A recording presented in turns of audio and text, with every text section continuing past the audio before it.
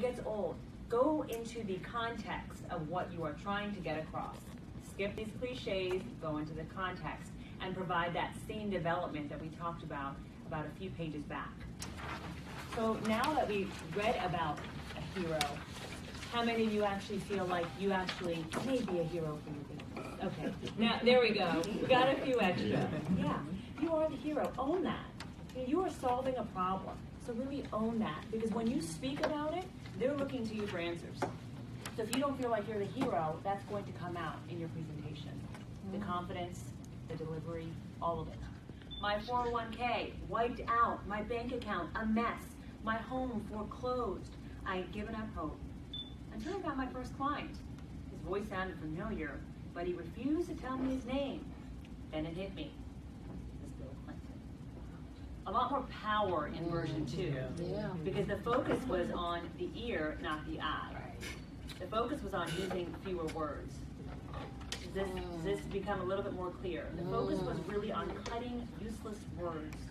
The more you can do that, the more power it lends your story. Getting up and just speaking might hold you down for a few minutes, but nobody enjoys a rant or sentences that just go on and on and on and on, or people who change topics so quickly. It's too much to digest. So when you are the speaker, you are the one chosen to be at the front. Take that seriously. Create structure. Practice your talk. Treat it just as seriously as you treat your own business. And no one can say that your childhood hasn't impacted who you are today in some shape or form. So does this exercise help you thinking of golden coins within your own company, your own story? There's a lot of power in it. The question that I ask all of you when you feel stuck, how can I find a way? And it makes your mind just think, because you ask yourself how, not I can't, not this is not going to happen. Finish. Yes, your power story, really, and starting out with that positioning. A lot of people forget that. But there's positioning involved before you even get up to talk, you know? The other thing I thought was a big thing here was the thing about being vulnerable.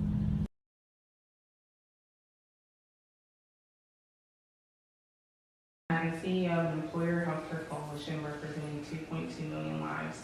We save employers millions of dollars and give them a collective voice in addressing cost, quality, and access in healthcare. We empower employers as the real payers. Long.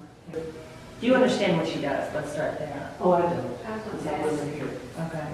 I think getting away from coalition and terminology and just getting to the root of it. The bottom line is you advocate for the business so that they can make the best choice, right, for healthcare. For their employees. For their employees. To help their employees and the bottom line. So here's what I jotted down. Sure.